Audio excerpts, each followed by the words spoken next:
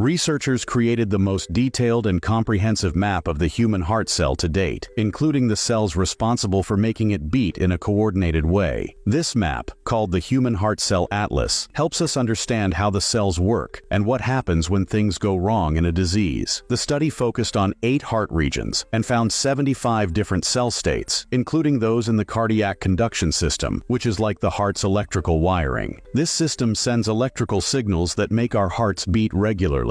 The study found that the heart's conduction system has a close relationship with special brain cells. These brain cells seem to support the heart cells and help them do their job. Researchers also discovered cells that secrete a special hormone that can predict if someone is at risk of heart failure. By studying these cells, they hope to find ways to prevent heart diseases. They also made a new tool to predict how medicines affect our heart rate and if they have any side effects. This tool can help in developing safer medicines for our hearts. Your heart is an incredible organ with amazing capabilities. It beats over 100,000 times a day, pumping about 1.5 gallons of blood every minute, which adds up to over 2,000 gallons in a day. Your body has an intricate network of blood vessels, totaling 60,000 miles, enough to go around the world twice. Interestingly, a woman's average heartbeat is about 8 beats per minute faster than a man's. UV light from nail dryers may cause cell death and DNA damage, with the damage to DNA similar to those observed in skin cancer patients. UV nail drying lamps are used to dry or cure gel nail polish, containing multiple bulbs that emit UV rays with wavelengths between 340 nanometers and 395 nanometers. When the gel nail polish is exposed to UV light, it hardens into polymers, making them last longer than ordinary nail polish. Typically, one manicure session involves nails and hands being irradiated with a UV nail dryer for up to 10 minutes per session, and regular users typically change their gel manicures every 2 weeks. To study the effect of these UV radiations on DNA and cells, researchers exposed cells from humans and mice to UV light from nail dryers. They found that a single 20-minute session led to 20% to 30% of cells death, and 3 consecutive 20-minute exposures caused 65% to 70% of cell death. The remaining cells experienced mitochondrial and DNA damage, resulting in mutations similar to those observed in human skin cancer patients. UV light exposure to the skin may also cause damage to the white blood cells that are circulating through the small capillaries just below the skin's surface. Further long-term studies on animals and humans are needed to provide direct evidence that UV nail polish drying devices increase cancer risk. While this is the first time that researchers studied nail drying UV lamps, studies have already proved that UV-emitting tanning devices are carcinogenic to humans. A new material that can repair damaged corneas has been developed by scientists. The innovative technique injects a special biomaterial into the cornea and uses low-energy blue light pulses to harden it into a tissue-like structure. Corneal diseases are a leading cause of vision loss, affecting 57 million people globally and causing significant economic losses. While corneal transplantation is the current treatment for thinning corneas, only a small number of people qualify for this procedure. The new biomaterial holds promise for treating corneal diseases. The biomaterial is injected within the corneal tissue after a tiny pocket is surgically created. The injectable biomaterial assembles into a hydrogel when irradiated with low-energy blue light. The hydrogel hardens and forms a tissue-like 3D structure with properties similar to those found in pig corneas. The technique effectively thickened corneas in rats and pig corneas without adverse effects,